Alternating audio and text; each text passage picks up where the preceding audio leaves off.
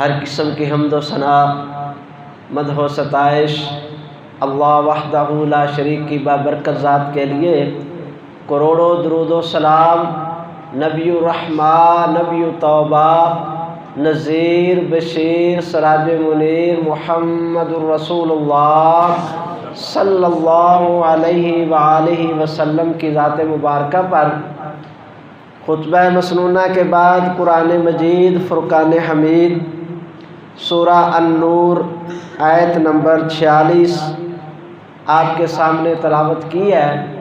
اللہ تبارک و تعالیٰ سے دعا ہے کہ اللہ تعالیٰ اپنی رحمت، فضل، عنایت اور توفیق کے ساتھ جو میں عرض کرنے کا ارادہ رکھتا ہوں، اللہ شرح صدر سے عرض کرنے کی توفیق عطا فرمائے، اور وہ مالک اپنی رحمت سے کہنے والے اور سننے والوں کو اپنی رحمت سے عمل کی توفیق عطا فرمائے۔ اللہ تبارک و تعالیٰ کی ذات کا بے حد و حساب شکر گزار ہیں، جس مالک نے اپنے گھر کے اندر اپنا ذکر کرنے کے لیے ہمیں آنے کی توفیق عطا فرمائی، اور یہ اللہ کی خاص توفیق ہے۔ میں ہر بار یہ کہتا ہوں، شاید کہ کسی کے دل میں یہ بات اترے کہ یہ اللہ کا بہت بڑا فضل ہے کہ بندہ جمعے کے دن جو ہے وہ فجر سے ہی عبادت کی نیت اور تیاری جو ہے وہ کرے کہ آج کا دن میرے اللہ نے میرے لیے اپنی عبادت کے لیے خاص کیا ہے۔ جمعے کے دن نماز فجر جماعت کے ساتھ ادا کر لینا، ذکر و اذکار کر لینا، سورہ کہف کی تلاوت کر لینا، نبی پاک علیہ الصلوۃ والسلام کے اوپر بہت زیادہ درود پاک پڑھ لینا، یہ انسان کی بڑی سعادت ہے۔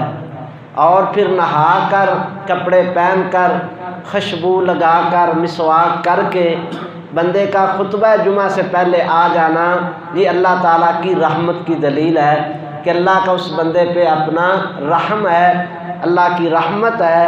اللہ ایسے بندے کو کبھی خالی نہیں موڑتا، اللہ اپنی رحمت سے برکتیں عطا فرماتے ہیں۔ یا اللہ تو اپنی رحمت سے ہماری خالی جولیوں کو اپنی برکتوں سے بھر دے۔ آج کے خطبہ جمعہ کے اندر میں نے بڑی انتہائی اہم پیغام جو ہے وہ آپ بھائیوں تک جو ہے وہ عرض کرنا ہے۔ اللہ تبارک و تعالیٰ سے دعا ہے کہ اللہ تعالیٰ شرح صدر سے صحیح حق بات کہنے کی، سننے کی اور اس پر عمل کرنے کی توفیق عطا فرمائے۔ ربیع الاول کا مہینہ نبی پاک علیہ السلام کی ولادت باسعادت کے ساتھ منسوب ہے، اور ربیع الاول کے خاص کر پہلے 12 دن جو ہیں ایسے لگتا ہے کہ جیسے ہم کوئی سیزنل مسلمان ہیں، موسمی مسلمان۔ 12 دن کے اندر جو جوش و خروش نظر آتا ہے مسلمانوں میں، جو مسلمانوں کے اندر اہتمام اور تیاریاں نظر آتی ہیں، یوں لگتا ہے کہ جیسے نبی پاک علیہ السلام کی سیرت ہمارے پاس صرف 12 دن کے لیے جو ہے وہ ہے۔ اس کے بعد 11 مہینے اور 20 دن ہر طبقے کا مسلمان نبی پاک علیہ السلام کی سیرت سے اس طرح جدا ہو جاتا ہے یا بھول جاتا ہے جیسے کہ 12 دن میں اس نے کسی نبی پاک علیہ السلام کی سیرت کا تذکرہ جو ہے وہ نہ کیا تھا اور نہ سنا تھا۔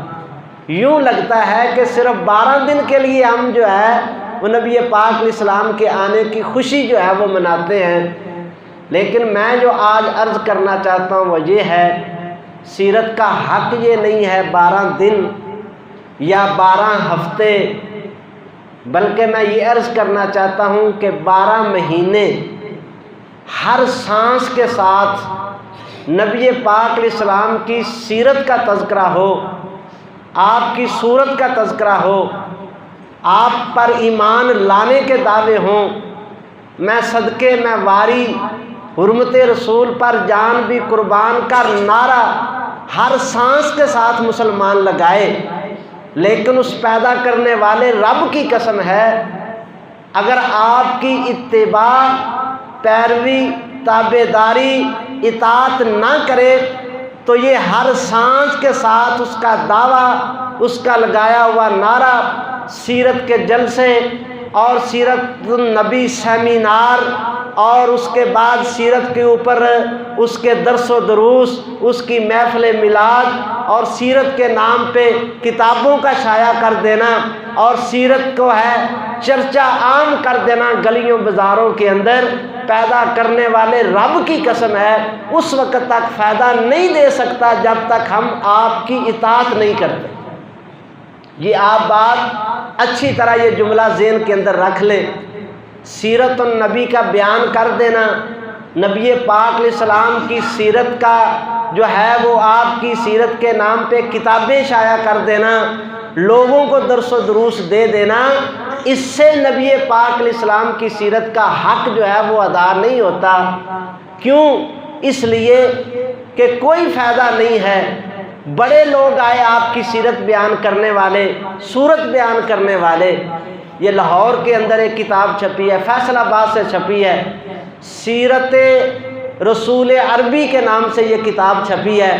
اس کا مصنف نہ کوئی عاشق رسول ہے، نہ کوئی محب رسول ہے، نہ کوئی کلمہ گو مسلمان ہے۔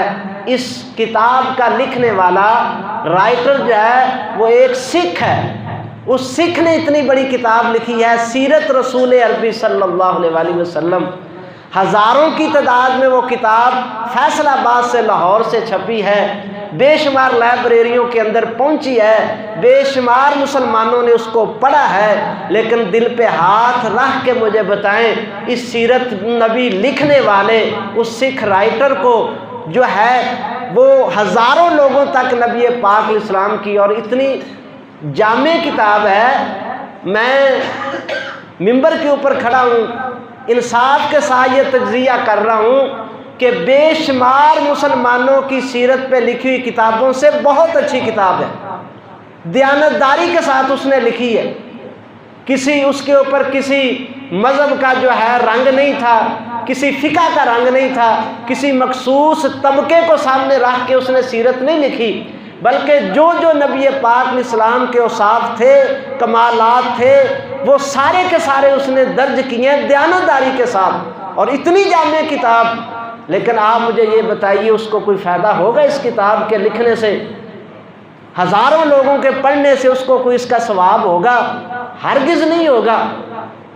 ایک عیسائی مصنف ہے، اس نے پوری تاریخ انسانی سے 100 انسانوں کا انتخاب کیا، 100 انسانوں میں اس نے کہا پوری تاریخ انسانی میں سے 100 کامیاب ترین جو لوگ ہیں میں ان کی سیرت لکھوں گا، فہرست دوں گا، اور ان 100 کامیاب ترین لوگوں میں سب سے پہلا نمبر جو وہ عیسائی لکھتا ہے وہ کہتا ہے محمد الرسول اللہ صلی اللہ علیہ وآلہ وسلم تاریخ انسانی کے سب سے زیادہ کامیاب، سب سے زیادہ دیانتدار، سب سے زیادہ وفا کرنے والے، سب سے زیادہ وعدے کی پابندی کرنے والے، سب سے زیادہ اللہ کی توحید پر تکلیفیں اٹھانے والے، سب سے زیادہ جو ہے سب سے عظیم اور بڑے انسان اسلامی تاریخ کے اندر، پوری کائنات کی تاریخ کے اندر غریبوں کے ہمدرد اور غریبوں کے ساتھ جو ہے وہ سلوک کرنے والے اور بیواؤں کے ساتھ سلوک کرنے والے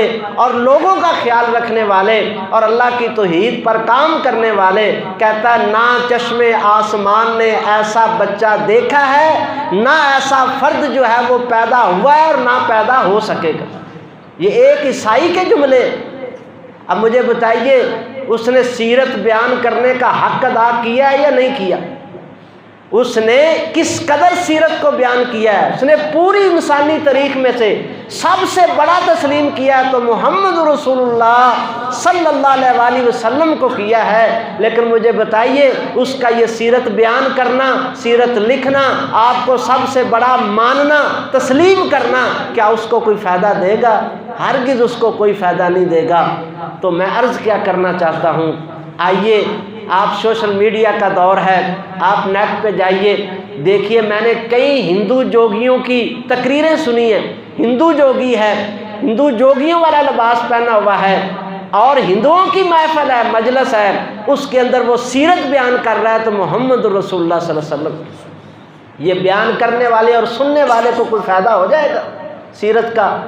وہ آپ کی وفاداری کا ذکر کرتا ہے، دیانتداری کا ذکر کرتا ہے، وہ آپ کے امن کا ذکر کرتا ہے، وہ آپ کے اخلاق کا ذکر کرتا ہے، وہ دوسرے لوگوں کے ساتھ آپ کا برتاؤ کیا تھا اس کا ذکر کرتا ہے۔ سیرت کے ہر پہلو پہ بات ہو رہی ہے، لیکن نہ سننے والوں کو اس کا کوئی فائدہ ہوگا، نہ سنانے والے کو اس کا کوئی فائدہ ہوگا۔ اس سے بھی پیچھے چلے جائیے، ابو سفیان ابھی مسلمان نہیں ہوئے، روم کے بادشاہ ہرقل کی جو ہے وہ عدالت کے اندر ہیں، اور وہاں پہ وہ سوال کرتا ہے سیرت النبی کے اوپر 11 سوالات صحیح بخاری شریف کے اندر موجود ہیں۔ وہ پوچھتا ہے کہ آپ وعدہ کیسا کرتے ہیں، وعدہ کر کے اس کی خلاف ورزی تو نہیں کرتے، آپ کی امانت اور دیانت کیسی ہے؟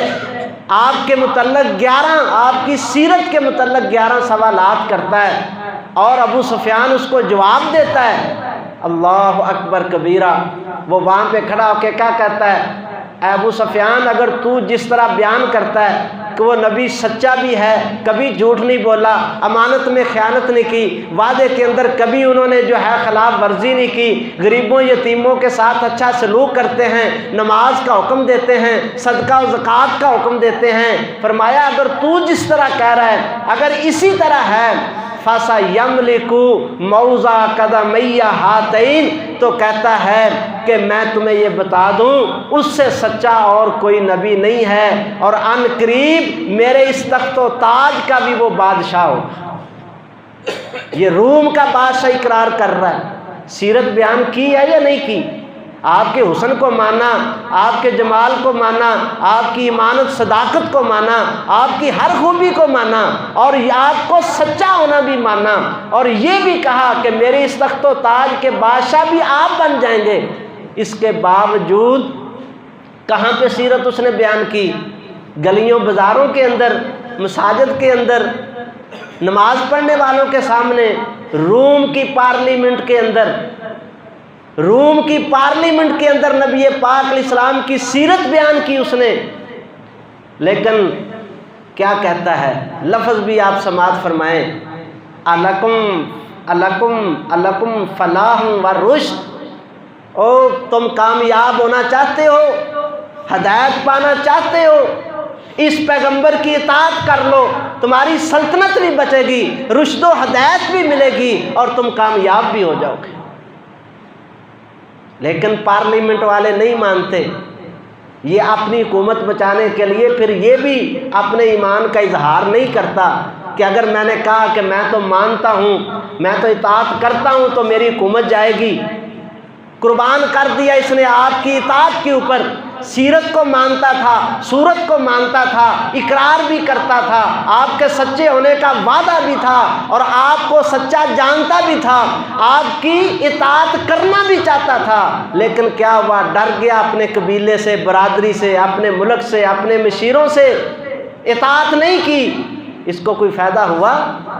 میں نے بھی کلمہ پڑھا، میں نے بھی آپ کی سیرت بیان کی، میں نے بھی سیرت کا اقرار کیا، میں نے بھی لوگوں کو میں نے آپ کی سیرت سنائی، میں نے بھی کہا کہ میں اطاعت کروں گا، لیکن میرے ابو نہیں مانتے، میری بیوی نہیں مانتی، حق بات کرنی تو تھی لیکن بیٹا جو ہے وہ نہیں کرنے دیتا، میری برادری، میرا قبیلہ نہیں مانتا۔ ہم بھی کلمہ پڑھنے کے بعد، سیرت سننے اور بیان کرنے کے بعد یہی الفاظ کہتے ہیں، جی بات تو ٹھیک ہے لیکن کیا کریں جی، معاشرہ قبول نہیں کرتا، ہمارا گھر جو ہے، ہمارے بڑے جو ہیں وہ اس کو نہیں مانتے۔ مجھے بتائیے، اس کو کوئی فائدہ نہیں ہوا تو سیرت بیان کرنے اور سننے سے ہمیں کچھ فائدہ ہوگا؟ اللہ اکبر کبیرہ۔ مشرکین مکہ 40 سال تک آپ کی سیرت بیان کرتے رہے، 40 سال تک کہتے رہے، صادق بھی ہیں، امین بھی ہیں، 40 سال تک یہ کہتے رہے کہ ہمارا جو جھگڑا ہوگا فیصلہ محمد بن عبداللہ کریں گے۔ 40 سال تک آپ سے اچھا نوجوان کسی کو نہیں سمجھتے تھے۔ 40 سال تک، یہاں تک بس نہیں، عرب کے اوپر فخر کیا کرتے تھے، مکے والے کہا کرتے تھے جیسا بچہ یہاں پہ پیدا ہوا ہے اہل عرب شرق اور غرب کے اندر اس طرح کا بچہ تم نہیں دکھا سکتے۔ فخر بھی کرتے تھے آپ کے اوپر، لیکن امانت اور صداقت کو مان لینا، بیان کرنا، آپ کے سامنے جو ہے وہ آپ کی صداقت کو تسلیم کرنا اور آپ کے چرچے کرنا، کیا اس سے ان کو کوئی فائدہ ہوا؟ کوئی فائدہ نہیں ہوا۔ بات ختم کرتے ہیں، اگلی بات کرتا ہوں۔ آپ کے چچا ابو طالب کس قدر آپ کا دفاع کیا انہوں نے۔ بڑی بصیرت سے میں اور پوری ذمہ داری سے یہ بات کہنے لگا ہوں، آپ توجہ کریں۔ اس وقت 2.25 ارب کے قریب مسلمان ہیں دنیا کے اوپر، اسلامی حکومتیں ہیں 60 کے قریب، اسلامی حکمران جو ہیں سارے مل کے وہ کام نہیں کر سکے دفاع کے معاملے میں جو اکیلا ابو طالب کرتا رہا۔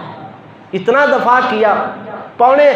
اس وقت 2.25 ارب کے قریب مسلمان ہیں۔ گستاخی ہوتی ہیں نبی پاک علیہ السلام کی کہ نہیں ہوتی؟ 60 اسلامی حکمران ہیں، کسی نے ایک قدم بھی نہیں اٹھایا۔ آپ نبی پاک علیہ السلام کی گستاخیاں ہو رہی ہیں، صرف بیان دے دینا، جلوس نکال لینا، مذمتیں کر دینا، اس سے بڑھ کے ہم نے کچھ نہیں کیا۔ 2.25 ارب مسلمانوں نے، وہ اکیلا ابو طالب تھا۔ جب مشرکین مکہ نے اظہار ثانی بڑھا دی، کہا ابو طالب سائڈ پہ ہو جاؤ ورنہ تمہیں بھی نقصان ہوگا۔ اٹھ کے کھڑے ہو گئے، کہا میرے بھتیجے کی طرف جو انگلی کرے گا میں اس کا ہاتھ کاٹ دوں گا، جو آنکھ کرے گا میں اس کی آنکھ نکال دوں گا۔ سن لو، مجھے کہتے ہو کہ تم ایک طرف ہو جاؤ، کہتے ہیں مجھے اس کعبے کے رب کی قسم ہے اگر میرے بھتیجے کے بارے میں تم نے کوئی برا ارادہ کر لیا ہے تو جان لو میری لاش سے گزر کر تم وہاں پہ پہنچو۔ 2.25 ارب مسلمانوں میں 2.25 ارب مسلمانوں میں کسی نے یہ کہا؟ وہ اکیلا ابو طالب تھا، اس نے کہا، اتنا دفاع کیا اس نے۔ آپ کہیں گے جی دفاع کرتا تھا، آپ کو مانتا نہیں تھا، آپ کے دین کا اقرار نہیں کرتا تھا۔ صحیح بخاری کے اندر موجود ہے، کہا کرتا تھا ان دین محمدن خیر الادیان البریۃ دینا۔ لوگوں سن لو، میرے بھتیجے کا دین کائنات کے تمام دینوں سے افضل ہے۔ ماننا بھی چاہتا تھا، بخاری کے اندر موجود ہے، لولا ملامت لائمن، اگر قبیلے اور برادری کی باتوں کا ڈر نہ ہوتا تو میں اپنے بھتیجے کے دین کو مان لیتا۔ ہم نے مان کر برادری اور قبیلے کو رکھا ہے، اس نے نہ مان کے رکھا۔ وہ کہتا تھا قبیلے اور برادری کی ملامتوں کا ڈر نہ ہوتا تو میں اپنے بھتیجے کا کلمہ پڑھ لیتا۔ ہم وہ کلمہ پڑھ کر کہتے ہیں کہ یہ میں بات تو مان لیتا لیکن ابو نہیں مانتے، یہ بات تو ٹھیک ہے لیکن میری بیوی نہیں مانتی، یہ بات تو درست ہے لیکن ہمارے امام صاحب نہیں مانتے، یہ بات تو ٹھیک ہے لیکن میرے مولوی صاحب نہیں مانتے، یہ بات تو آپ کی ٹھیک ہے لیکن بڑا بھائی ناراض ہو جاتا ہے۔ ہم نے برادری کو رکھا، قبیلے کو رکھا، دوستوں کو رکھا، کاروبار کو رکھا۔ دیکھیں جی پھر کاروبار کرنا ہے تو پھر یہ تو تھوڑا سا تو لچک لینی پڑے گی۔ ہم نے سب کچھ رکھا کلمہ پڑھ کے۔ انہوں نے کہا کہ اگر برادری کی باتوں کا ڈر نہ ہوتا تو میں بھی اطاعت کر لیتا۔ کچھ فائدہ ہوا ابو طالب کو؟ اتنا دفاع کیا، اتنا دفاع کیا، سب سے اچھا دین بھی سمجھا، اطاعت کرنے کا ارادہ بھی کیا، اس کے باوجود کچھ فائدہ ہوا؟ نہیں ہوا۔ اب ہم اپنے تناظر کے اندر دیکھیں، ہم بھی غور کریں۔ خالی دعووں کے ساتھ، نعروں کے ساتھ میں صدقے جامع، میں واری جامع، حرمت رسول پہ جان بھی قربان ہے، میرے سے بڑا مومن کوئی نہیں ہے، میرے سے بڑا جو ہے عاشق رسول کوئی نہیں ہے، میں محب رسول ہوں، میں سارے دعوے کرتا ہوں، سارے نعرے مارتا ہوں۔ اللہ کی عزت کی قسم ہے، اللہ کا قرآن کہتا ہے تم مومن نہیں کہلا سکتے، مومن نہیں ہو سکتے۔ کب تک؟ فرمایا جب تک تم میرے محبوب کی اطاعت نہیں کرتے، جب تک اتباع نہیں کرتے۔ میں اپنی طرف سے کہہ رہا ہوں، قرآن پاک اٹھائیے، یہ جو مقام میں نے آپ کے سامنے کھولا سورہ نور کا، یہ 10 آیات جو ہے نا 45 سے لے کر 55 تک، یہ آیات آپ گھر جا کے ترجمے کے ساتھ پڑھیں۔ اللہ اکبر کبیرہ، آپ ترجمے کے ساتھ ان کو پڑھیں۔ آخری جملہ میں صرف عرض کرنا چاہتا ہوں ان 10 آیات کا۔ اللہ تبارک و تعالیٰ کیا فرماتے ہیں؟ وَإِن تُطِيعُوهُ تَهْتَدُوا، سن لو، اللہ تعالیٰ کہتے ہیں اگر تم میرے رسول کی اطاعت کرو گے تو تم ہدایت کے اوپر ہوگے۔ ہدایت چاہتے ہو، سچائی کا راستہ چاہتے ہو، جنت کا راستہ چاہتے ہو، نہ نعروں سے ملے گا، نہ دعووں سے ملے گا، نہ سیرت بیان کرنے سے ملے گا، نہ سیرت سننے سے ملے گا، نہ کتابیں لکھنے سے ملے گا۔ اگر تم چاہتے ہو کہ ہدایت کے اوپر آ جائیں، ان تطیعوہ تہتدوا، اللہ کہتا ہے تم میرے محبوب کی اتباع کرو گے تو میں تمہیں ہدایت عطا فرماؤں گا۔ سورہ نور، سورہ اعراف کے اندر اللہ فرماتے ہیں، اللہ تبارک و تعالیٰ سورہ اعراف کے اندر فرماتے ہیں، کیا چاہتے ہیں؟ اللہ فرماتے ہیں وَاتَّبِعُوا لَعَلَّكُمْ تَهْتَدُونَ، لوگوں میرے رسول کی اتباع کرو تاکہ تم ہدایت کے اوپر آ جاؤ، میرے رسول کی اطاعت کرو تاکہ تم ہدایت یافتہ ہو جاؤ۔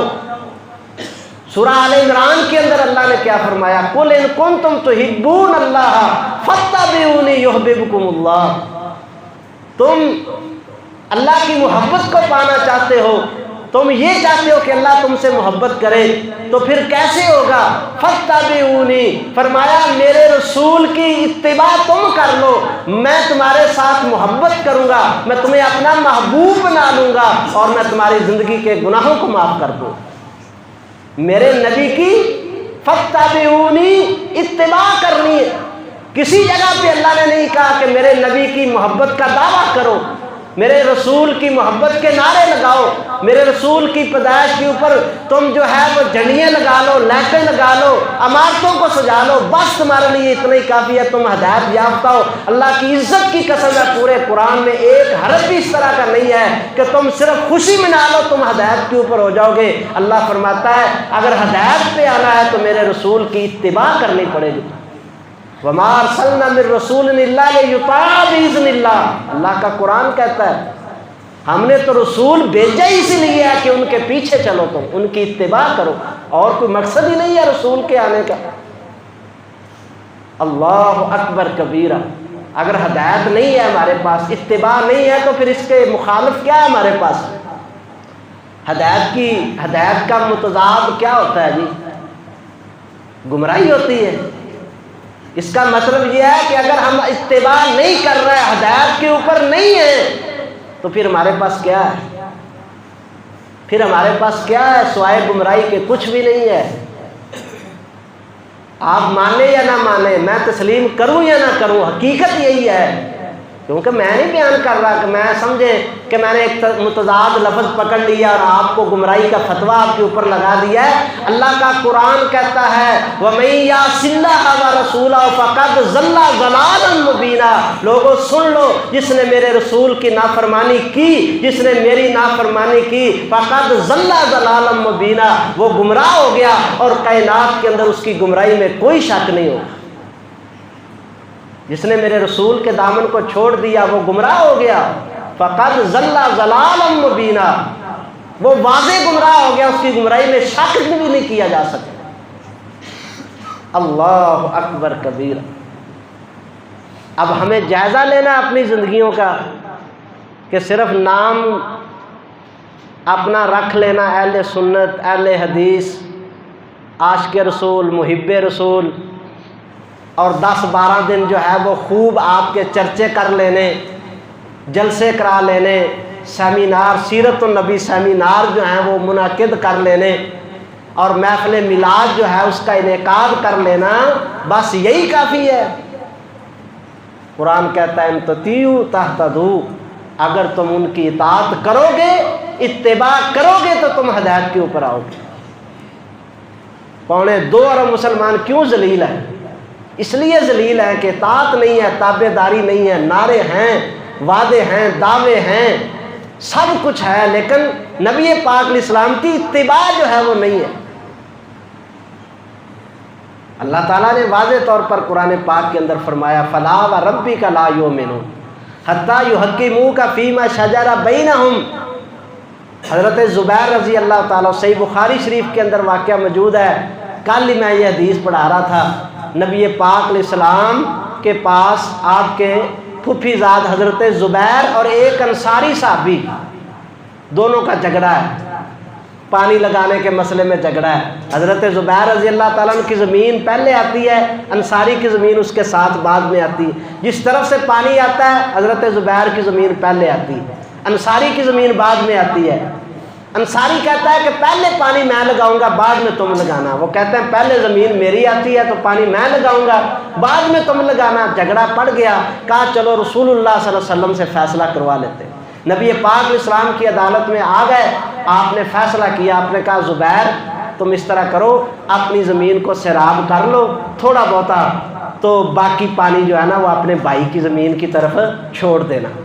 یہ فیصلہ آپ نے کیا اور یہی حق تھا، اسی طرح ہی انصاف تھا۔ وہ انصاری صحابی کیا کہتا ہے؟ وہ کہتا ہے جی آپ کی پھوپھی کا بیٹا تھا نا اس لیے پہلے اس کو پانی لگوا دیا۔ یہ صحیح بخاری کے اندر الفاظ ہیں، فَتَلَوَّنَ وَجْهَ رسول اللہ صلی اللہ علیہ وسلم، نبی پاک علیہ السلام کا چہرہ مبارک سرخ ہو گیا۔ آپ نے کہا تو نے کیا کہا ہے؟ میں حق لے کر آیا ہوں، حق کے بغیر فیصلہ کروں گا۔ فرمایا حق تو یہ تھا کہ زبیر پہلے اپنی زمین کو اچھی طرح سیراب کرتا، اچھی طرح پانی پلاتا، پانی بچتا تو تیری طرف چھوڑتا۔ اب زبیر ایسا ہی کرنا، اچھی طرح اپنی زمین کو پہلے پانی لگاؤ، پنجابی جو بنیا تو اتوں پانی ترے نا، پھر یہ واسطے پانی چھوڑنا۔ خاموش ہو گیا، چلا گیا۔ لیکن قرآن نے کیا نقشہ کھینچا ہے، دلوں پہ ہاتھ رکھیں، توجہ ادھر کریں۔ فلا و ربی کا لا یؤمنون، یہ آیت نازل ہوئی ہے، فلا و ربی کا لا یؤمنون۔ اللہ اکبر، اللہ کہتا ہے مجھے اپنی ربوبیت کی قسم ہے میں اس کو مومن نہیں مانتا جو آپ کے فیصلے کو نہیں مانتا۔ بس جو آپ کے فیصلے کو مان لے وہ مومن ہے، یہاں پہ بس نہیں ہے۔ وَلَا يَجِدُوا فِي أَنفُسِهِمْ حَرَجًا مِّمَّا قَضَيْتَ، فیصلے کو ماننا جو ہے یہ بھی ہے، اور ساتھ فرمایا کہ دل کے اندر تنگی محسوس کرے، دل کے اندر ناراضگی محسوس کرے، آپ کے فیصلے سے راضی نہ ہو، میں اس کو بھی مومن نہیں مانتا۔ دل پہ ہاتھ رکھیے، اللہ کے رسول کے کتنے فیصلوں سے راضی ہیں ہم، کتنے فیصلوں کی مخالفت کر رہے ہیں۔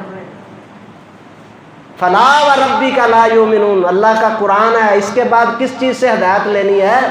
قرآن سے بڑی کون سی کتاب ہے؟ قرآن سے سچا کون سا درس ہے؟ قرآن سے مضبوط کون سا بیان ہے جس کو سن کر جو میں نے اور آپ نے اپنی زندگی کو بدلنا ہے؟ فلا و ربی کا لا یؤمنون، فرمایا کہ مجھے اپنے رب ہونے کی قسم ہے میں مومن نہیں مانتا۔ تو بھلے دعوے کر، نعرے مار، صدقے واری کے قربان جاواں، حرمت رسول پہ جان بھی قربان ہے، سب سے بڑا عاشق ہوں، سب سے بڑا محب ہوں، جھنڈے لگا، جھنڈیاں لگا، لائٹیں لگا، دیگے پکا، تو غریبوں میں کھانے تقسیم کر، سب کچھ کر، فلا و ربی کا لا یؤمنون، جب تک اللہ کے رسول کے فیصلوں پہ راضی نہیں ہے آسمان کا رب مومن نہیں مانتا۔ ہمیں جائزہ لینا اپنے ایمان کا بھائیو۔ رسول اللہ صلی اللہ علیہ وسلم کی ذات کوئی اتنی معمولی ذات نہیں تھی کہ دو جی میں آیا مان لیا، جو تی میں آیا چھوڑ دیا۔ اللہ کے رسول کا یہ فرمان ہے، ہاں جی ٹھیک ہے لیکن انشاءاللہ دعا کرو جی، حافظ جی کوشش کریں گے۔ اتنی چھوٹی بات تھی یہ، کائنات کے امام پیغمبر کا اتنا مقام تھوڑا تھا۔ تمہارے ابے کی بات ہو تو ماننے کے لیے تیار ہو، بھاگ پڑتے ہو، میرے ابو نے یہ کہا تھا۔ کسی ڈی سی اے سی کی بات آ جائے تو جوتی پانی نصیب نہیں ہوتی، وزیر اعلیٰ کا حکم آ جائے تو پھر جناب دوڑیں لگ جاتی، نیندیں نہیں آتی۔ نبی پاک علیہ السلام کا فرمان آئے تو کہتے جی دعا کرو انشاءاللہ کوشش کریں گے۔ اتنی چھوٹی ذات نعوذ باللہ ہم نے سمجھا تھا، اتنی چھوٹی، اتنی اہمیت تھی ہمارے دلوں میں نبی پاک علیہ السلام کے فرمان کی، آپ کے حکم کی، آپ کی سنت کی۔ ہمیں غور کرنا ہے بھائیو، اللہ کا قرآن بڑا واضح پیغام دے رہا ہے، اطاعت کے بغیر کچھ بھی ہاتھ میں نہیں ہے۔ فاتبعونی، اطاعت ہوتی کیا ہے؟ طبیعہ۔ صحیح بخاری شریف کے اندر یہ لفظ استعمال ہوا ہے، طبیعہ۔ گائے کے چھوٹے سے بچڑے کو کہتے ہیں، گائے کا 1-2 دن کا بچڑا جو ہوتا ہے نا اس کو طبیعہ کہتے ہیں، اس سے یہ اتباع کا لفظ ہے۔ طبیعتن، گائے کے چھوٹے سے بچھڑے کو کہتے ہیں۔ کیا سمجھایا گیا؟ اتباع کیا چیز ہے؟ جیسے وہ گائے کا چھوٹا سا بچھڑا جو ہوتا ہے نا، ماں کے پیچھے پیچھے چل رہا ہوتا ہے، جدھر ماں جاتی ادھر بھاگ رہا ہوتا ہے۔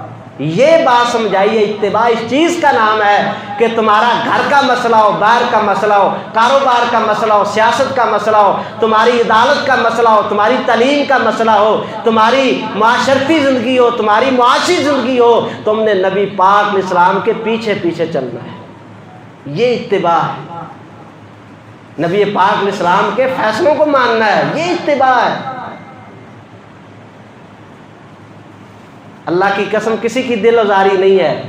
یہ ان خوبصورت چہروں کو جو اللہ کی توفیق سے مسجد میں آئے ہیں، جو اس لیے آئے ہیں کہ اللہ ہمارے اوپر راضی ہو جائے، جو اس لیے آئے ہیں کہ اللہ ہمارے گناہوں کو معاف کر دے، آپ کی دل آزاری کرنا مقصود نہیں ہے، صرف ان خوبصورت چہروں کو جہنم سے بچانا مقصود ہے، اللہ کی جنت کے اندر اللہ کی جنت کا وارث بنانا جو ہے مقصود ہے۔ اس لیے بات کر رہا ہوں کہ آپ پوری زندگی 1 منٹ کے 1000ویں حصے کی بھی کوتاہی نہ کریں سیرت بیان کرنے میں اور سننے میں۔ 1 منٹ کا 1000واں حصہ بھی کوتاہی نہ کریں سیرت بیان کرنے اور سننے کے اندر، لیکن اس کے بعد اگر اطاعت کا، تابع داری کا جذبہ پیدا نہ ہو تو آپ کو کچھ فائدہ نہیں ہوگا۔ اطاعت کے بغیر، تابع داری کے بغیر کچھ بھی نہیں حاصل ہونے والا۔ اللہ اکبر کبیر، فلا وربک لا یؤمنون۔ مسلمان بحیثیت مسلمان ہم رسول اللہ صلی اللہ علیہ وسلم کے فیصلوں پہ راضی ہیں، آپ کے فیصلوں کو تسلیم کر کے زندگی بسر کر رہے ہیں۔ پوری دنیا کی یا باہر کی بات نہیں کرتا۔ شیخ ثناء اللہ زیدی حافظہ اللہ تعالی حیات ہیں، بہاولپور کا ایک واقعہ انہوں نے سنایا ہے۔ یقین کریں، آپ دیکھیں کہ ہماری حالت کہاں تک ایمانی حالت جو ہے وہ جا چکی ہے۔ وہ کہتے ہیں ایک میرے پاس نوجوان آیا، درس تھا مسجد کے اندر، اس نے ایک رکا لکھا، اس نے کہا جی آپ کے سامنے جو بیٹھے حاجی صاحب ہیں میرے والد صاحب ہیں، ماتھے پہ محراب ہے، اتنی بڑی داڑھی ہے، سر پہ ٹوپی رکھی ہے، اہل حدیث ہے، سنت کا تابع دار ہونے کا دعویٰ ہے، 5 وقت کا نمازی ہے اور تہجد گزار ہے، حج بھی کیا ہوا، عمرے بھی ہر سال کرتا ہے، اللہ نے دولت بھی وافر دی ہوئی ہے، کروڑوں کی جائیداد ہے، بہاولپور شہر کے اندر پلازا ہے پورا۔ کہتے ہیں مجھے 22 سال ہو گئے گھر سے آگ کیا ہوا ہے، 2 بیٹے ہیں، ایک بیٹے کو گھر سے آگ کر دیا ہے، جائیداد سے آگ کر دیا۔ کیوں کیا بھائی؟ کہتا ہے ان کی پسند کی شادی نہیں کی تھی، میں نے کہا تھا میں دیندار عورت سے کروں گا، میں کسی غریب اور ماری سے کروں گا، وہ چاہتے تھے کہ فلاں کے ساتھ کرو تم، کہتے شادی نہیں کی، گھر سے نکال دیا، اخبار میں اشتہار دے دیا کہ اس کا میرے ساتھ کوئی تعلق نہیں۔ 5 وقت کا نمازی ہے، تہجد گزار ہے، ماتھے پہ محراب بنا ہوا ہے، اہل حدیث کہلاتا ہے۔ بیٹا کہتا ہے میرے باپ سے کہو کہ میرے ساتھ یہ ظلم نہ کرے، مجھے کچھ دے۔ وہ کہتے ہیں میں نے بعد میں نا وہ چلے گئے حاجی صاحب، میں نے وہاں ان کے بیٹے سے نمبر لیا ان کا، میں نے ان کو فون کیا، میں نے کہا کہ اس طرح نہ کرے، آ جاؤ تم بیٹھ جاؤ، میں اللہ اور اس کے رسول کے حکم کے مطابق آپ کی صلح کرا دیتا ہوں، آپ کا فیصلہ کر دیتا ہوں۔ تو حاجی صاحب کا آگے سے کیا جواب تھا؟ اللہ کی عزت کی قسم ہے، آن دی ریکارڈ ابھی بھی موجود ہے ان کا کلپ، بات تقریر کے اندر انہوں نے بتائی ہے۔ کہتے وہ حاجی صاحب کہتے رہن دو جی، اسی قرآن و سنت کے مطابق فیصلہ نہیں کراؤنا۔ یہ مسلمان ہے، یہ 5 وقت کا حاجی ہے، یہ نماز پڑھنے والا ہے، یہ اہل حدیث ہے۔ فلا وربک لا یؤمنون حتی یحکموک فیما شجر بینہم۔ مفتی عبد الرحمن عابد صاحب حیات ہیں فیصل آباد کے اندر، سارے ساتھی تقریباً ان کو جانتے ہوں گے، یہ جڑاں والا ہمارے قریب ہے بالکل، یہاں کا واقعہ، بلکہ ایک نہیں کہتے ہیں میرے پاس سینکڑوں درخواستیں موجود ہیں۔ وہ ایک شرعی عدالت انہوں نے بنائی ہوئی ہے جماعتی سطح پر، اور اس کے وہ قاضی ہیں، فیصلے کرتے ہیں۔ کہتے ہیں سینکڑوں میرے پاس درخواستیں موجود ہیں جھگڑوں کی، میاں بیوی کا جھگڑا، باپ بیٹے کا جھگڑا، بھائیوں کا جھگڑا، وراثت کے جھگڑے۔ کہتے ہیں فون کرتے ہیں کہ آجو کتاب و سنت کے مطابق فیصلہ کر دیں، کوئی بندہ آنے کو تیار نہیں ہوتا۔ کہتے ہیں کتاب و سنت کے مطابق فیصلہ ہمیں نہیں چاہیے، جڑا والے کا واقعہ سنایا، دو بھائیوں کے درمیان وراثت کا جو ہے وہ جھگڑا ہے، ایک بیٹا جو ہے وہ ساری وراثت سنبھال کے بیٹھا ہوا ہے، دوسرا در بدر کے دھکے کھا رہا ہے۔ اللہ اکبر کبیرہ۔ اور کیا انہوں نے الفاظ ہیں، میرے پاس ابھی ان کا کلپ ہے، کہتے ہیں دین سمجھنے والا جماعت الدعوہ، یہ لفظ ان کے جماعت الدعوہ کا مسئول رہ چکا ہے۔ مطلب ان کے کہنے کا یہ تھا کہ اس قدر دین کے ساتھ وہ بستگی ہے اس کی، اور اس کا چھوٹا بھائی دھکے کھا رہا ہے۔ میں نے اس کو فون کیا کہ آؤ بھی ادھر، کہتا جی مجھے ٹائم دے دے تھوڑا سا، 2 دن 4 دن، پھر میں نے فون کیا کوئی نہ آیا۔ پھر کہتے گجرا والے ایک اس کا دوست ساتھی تھا جس کے ساتھ مل کر وہ کام کرتا تھا، اس کو میں نے فون کیا بھی اس کو بھیجو، تو کہتے ہیں اس نے کہا کہ مفتی صاحب بات یہ ہے، یہ میرا اور میرے بھائی کا جھگڑا ہے، ہم عدالت میں نپٹ لیں گے، ہمیں اللہ اس کے رسول کی عدالت سے فیصلہ نہیں کرانا۔ یہ دین سمجھنے والا ہے، یہ دین سمجھنے والوں کی بات ہو رہی ہے، بیر کی دنیا کی بات نہیں ہو رہی۔ فلا وربک لا یؤمنون حتی یحکموک فیما شجر بینہم ثم لا یجدوا، یہ کل کی سرخی لگی ہوئی تھی، کراچی کے اندر 8000 پہ خادمی کرنے والا خادم اس نے خودکشی کر لی۔ مسجد کے نمازی بھی ہوں گے، حاجی صاحب بھی ہوں گے، محراب بھی ڈالا ہوگا متھے کے اوپر، اور جناب صدر صاحب بھی ہوں گے وہاں پہ، 8000 میں ملازم رکھا ہوا ہے، اور اتنی تانے اور اتنی باتیں اس کو کی انہوں نے کہ اس نے خودکشی کر لی مجبور ہو کے۔ فلا وربک لا یؤمنون حتی یحکموک فیما شجر بینہم ثم لا یجدوا فی انفسہم حرجا مما قضیت ویسلموا تسلیما۔ مفتی عبد الرحمن عابد صاحب کا آخری لفظ یہ تھے، کہتے ہیں میں نے جائزہ لیا، 100 کیس میرے پاس آئے ہیں، 99 بندوں نے کتاب و سنت کے فیصلے کو نہیں مانا، ایک بندے نے مانا ہے، 99 میں سے ایک بندہ ماننے والا ہے۔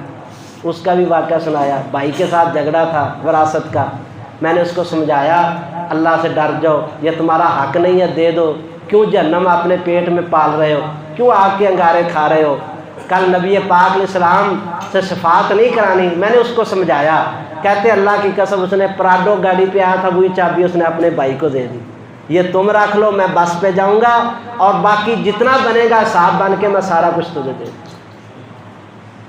دعا کرے اللہ تعالی ہمیں بھی اس طرح ہی فیصلے ماننے کی توفیق عطا فرما دے۔ یا اللہ ہمیں نبی پاک علیہ السلام کی اتباع عطا فرما دے، یا اللہ حقیقی اتباع عطا فرما دے، یا اللہ ہر معاملے میں نبی پاک علیہ السلام کی سنت کے اوپر عمل کرنے والے ہم بن جائیں۔ اللہ تبارک و تعالیٰ میں اس کی توفیق عطا فرمائے۔ وقت ختم ہو گیا، ورنہ میرا تو ارادہ تھا کہ یہ 10 آیات جو ہیں میں ان کا ترجمہ جو ہے وہ آپ کو سناتا، لیکن اب میں صرف ایک آیت مبارکہ کا ترجمہ سنا کر جو ہے بات ختم کرتا ہوں۔ وَيَقُولُونَ آمَنَّا بِاللَّهِ وَبِالرَّسُولِ، یہ سورہ النور ہے اور آیت نمبر جو ہے وہ 46 ہے۔ وَيَقُولُونَ آمَنَّا بِاللَّهِ، اللہ کہتا ہے بہت سارے کہیں گے، بہت سارے کہنے والے آمنا باللہ، ہم اللہ پر ایمان لائے، والرسول، اور رسول کے اوپر ایمان لائے، وَأَطَعْنَا، اور ہم نے آپ کی اطاعت بھی کی۔ یہ قرآن کی آیتوں کا لفظ بلفظ ترجمہ سنا رہا ہوں۔ وَيَقُولُونَ، اور وہ کہتے ہیں آمنا باللہ، ہم اللہ پر ایمان لائے، والرسول، اور رسول پر ایمان لائے، وَأَطَعْنَا، اور ہم نے اطاعت کی، ثُمَّ يَتَوَلَّىٰ فَرِيقٌ مِّنْهُمْ مِّن بَعْدِ ذَلِكَ، پھر ایک گروہ ہے، ایک فریق ہے جو اس دعوے کے بعد جب اللہ کے رسول کی بات آتی ہے منہ پھیر کے بھاگ جاتا ہے۔ دیکھیں کہ اس گروہ کے اندر یہ نہ سمجھے کہ یہ صرف اسی زمانے میں گروہ تھا، یہ قرآن قیامت تک آنے والے لوگوں کے نقشے کھینچتا ہے۔ دعویٰ ہے اللہ پر ایمان ہے، اللہ کے رسول پر ایمان ہے، دعویٰ ہے کہ ہم اطاعت کرنے والے ہیں، اللہ کے نبی کی حدیث آتی ہے، قرآن کی آیت آتی ہے، آپ کا فرمان آتا ہے، پھر کیا ہوتا ہے منہ پھیر کے بھاگ جاتے ہیں۔ جی بات تو بڑی ٹھیک ہے لیکن ساڈے کو تو ہونے نہیں، ہمت ہی نہیں۔ مجھے بتائیے یہ جتنے سرکاری دفاتر ہیں، جتنے سرکاری سکول ہیں، پرائیویٹ سکول ہیں، جتنی اکیڈمیاں ہیں، ان کے اندر پڑھنے والے کون ہیں؟ مسلمان ہیں۔ پڑھانے والے کون ہیں؟ مسلمان ہیں۔ دفتروں کے اندر افسر کون ہیں؟ مسلمان ہیں۔ اور متحد کون ہیں؟ مسلمان ہیں۔ اللہ اکبر کبیر۔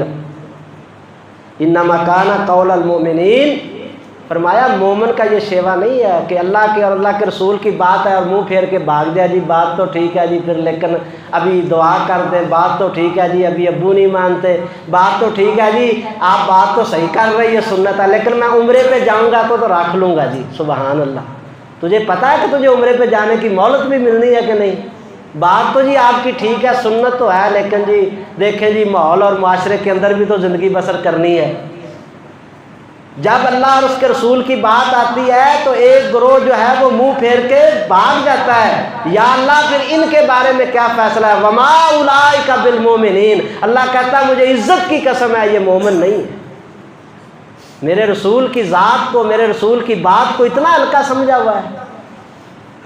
ईमान इतना आसान चीज़ है कि बस कलमा पढ़ लिया, जो दिल किया करते रहो, बस मोमिन है। मोमिनों का कौम इन्हीं आयात के अंदर अल्लाह ताला फरमाते हैं इन्नमा काना कौल अलमुमिनीन, और मोमिनों की बात तो ये होती है जब उनको बुलाया जाता है अल्लाह और उसके रसूल की बात की तरफ, आ जाओ तुम्हारा फैसला अल्लाह और उसके रसूल करते हैं, यक़ूल समेना व अताना, वो कहते हैं हमने सुन लिया, हमने मान लिया। मोमिनों का रवैया ये होता है, अल्लाह और उसके रसूल की बात आए वो ये नहीं कहते मैं नहीं मानता, मेरा इमाम नहीं मानता, मेरा फलां नहीं मानता, बरादरी नहीं मानती, कबीला नहीं मानता, वो नहीं मानता, ये नहीं मानता, मेरे पास वक़्त नहीं है, ये नहीं है, वो नहीं है। वो कहता है समीना व अताना, मैंने सुन लिया और मैंने कबूल कर लिया। ये मोमिनों का नक्शा है, इन्हीं आयात के अंदर अल्लाह ने खींचा है। अल्लाह कहता उलाइका हुमुल मुफलिहून, खबरदार जान लेना खाली दावे और नारे करने वाले कामयाब नहीं हैं, ये कामयाब है जो अल्लाह और उसके रसूल की बात पे लब्बैक कहने वाले हैं, ये कामयाब हैं, ये कामयाब लोगों की ज़िंदगी बसर करने वाली है। अल्लाह की कसम, क्या वक़्त 5 मिनट फिर ऊपर हो गए हैं, मैं बात बिल्कुल ख़त्म करता हूँ।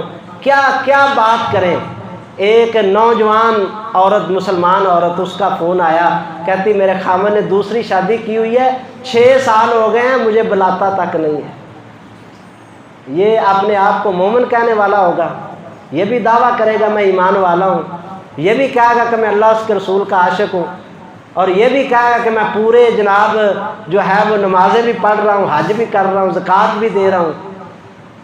फरमाया 6 साल हो गए मेरे पास नहीं आया, दूसरी शादी की हुई है, उस बीवी के पास रहता है। कायनात के महबूब पैगंबर की 11 बीवियाँ थी, और आपने कभी किसी का एक दिन का हक भी नहीं मारा। बारी तकसीम की हुई थी, एक दिन भी हक नहीं मारा किसी का। कहीं पे खामद रो रहे हैं, कहते 2 साल हो गए बीवी लड़के गई जी, आउंदी ही नहीं। अल्लाह अकबर कबीरा। अल्लाह ताला फरमाते हैं कि जब तक मेरे महबूब की इत्तिबा नहीं करोगे, ताबेदारी नहीं करोगे, पीछे नहीं चलोगे, कामयाबी नहीं मिलेगी, हदायत नहीं मिलेगी, मेरी मोहब्बत भी नहीं मिलेगी। तो अगर अल्लाह की मोहब्बत चाहते हैं, कामयाबी चाहते हैं, अगर चाहते हैं कि हदायत हमें मिल जाए, तो एक ही रास्ता है, सिर्फ अल्लाह की माननी, अल्लाह के रसूल सल्लल्लाहु अलैहि वसल्लम की माननी। इसके मुताबिक ज़िंदगी बसर करने वाले दुनिया और आखिरत के अंदर कामयाब होंगे। अल्लाह कहते हैं उलाइका हुमुल मुफलिहून व मन युतिल्लाह व रसूलहु व यख्शल्लाह व यत्तकी फउलाइका हुमुल फाइजून। फिर अल्लाह ने आगे फरमाया जिसने मेरी मानी, मेरे रसूल की मानी, मुझसे डरता रहा, तकवे की ज़िंदगी बसर, उलाइका हुमुल फाइजून। फरमाया कल क़यामत को जब रिज़ल्ट और नतीजा बोलेगा तो फर्स्ट पोजीशन लेने वाले यही होंगे, यही कामयाब होने वाले होंगे। आइए कुरान की तरफ, कुरान को पढ़ा करें, कुरान को समझें। कुरान ज़िंदगी बदलने वाला है। कुरान ही हमारे पास वो किताब है जिससे हमें हदायत और रोशनी मिल सकती है।